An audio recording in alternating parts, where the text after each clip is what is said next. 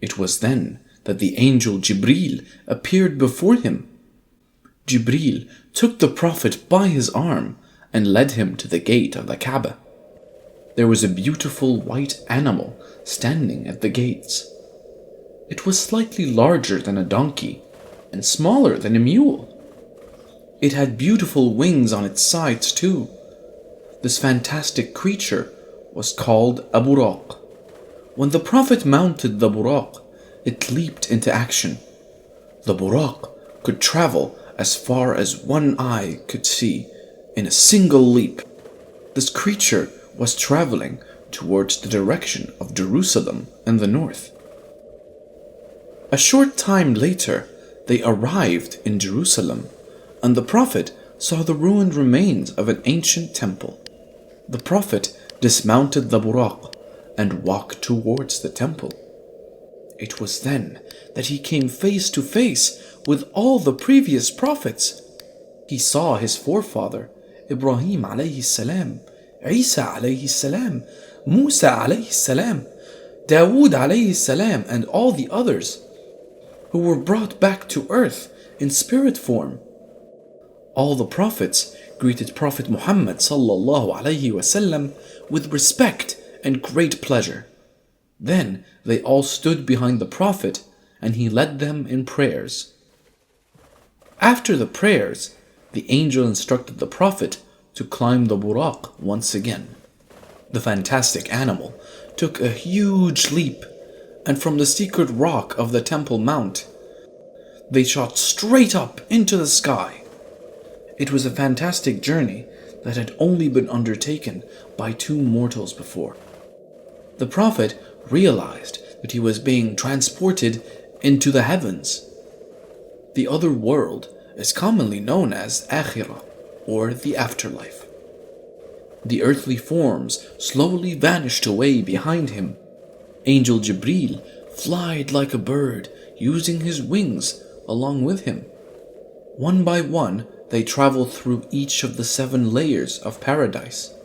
The Prophet saw his forefathers and other prophets once again in those heavens. Each of them greeted him when they saw him. The Prophet went past the gates of each heaven at different levels. When he reached the pinnacle, he saw a blend of rainbow colors in the shape of a tree. This is known as Sidratul Muntaha.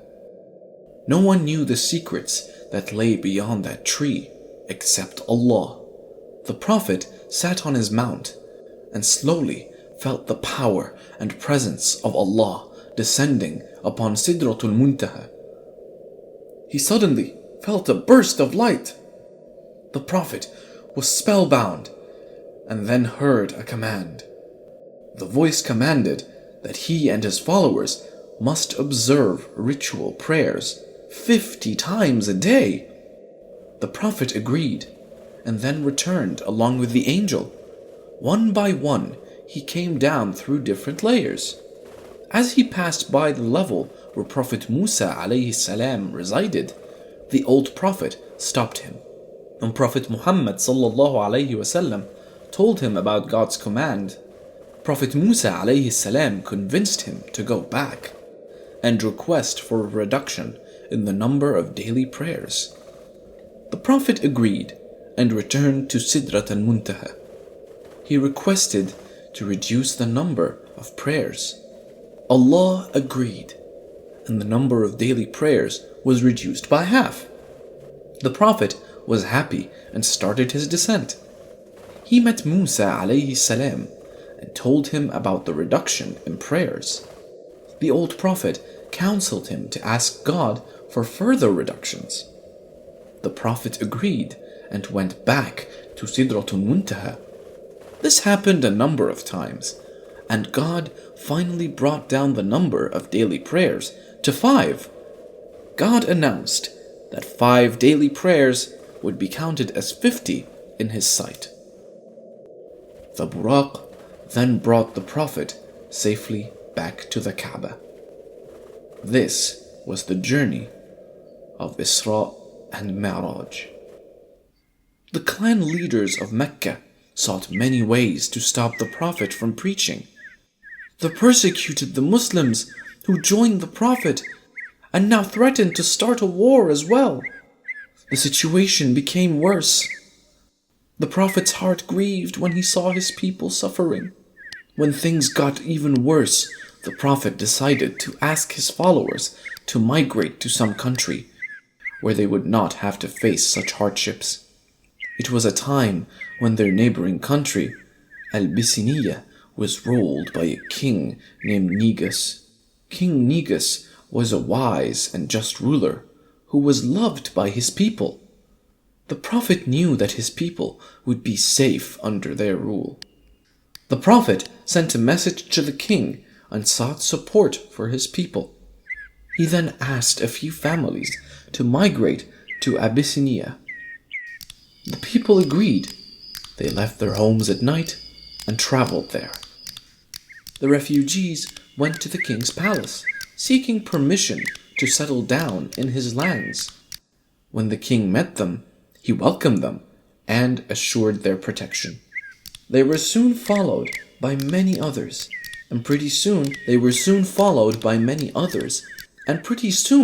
about 100 families had emigrated.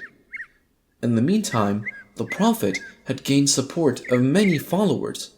The most notable among them was Umar bin al-Khattab. He was one of the most hated enemies of Islam at first. But as he learned more about Islam, he decided to embrace religion. The Quraysh leaders were now really angry and decided to kill the Prophet. One night, they dispatched men to the Prophet's house to kill him. When the Prophet came to know of their plans, he decided that it was time for him to leave Mecca. The attackers gathered outside the wall, waiting for the Prophet to come out. It was the night of Hijrah.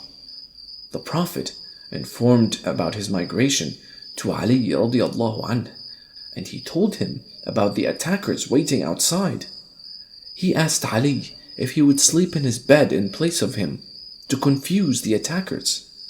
To this, Ali replied with another question.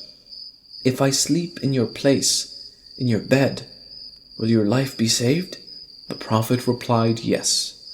Ali then thanked Allah subhanahu wa ta'ala and slept in the bed of the Holy Prophet, covering himself with the Prophet's blanket without any hesitation.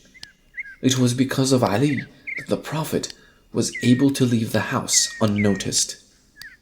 By the time the attackers realized this, the Prophet was far away from Mecca.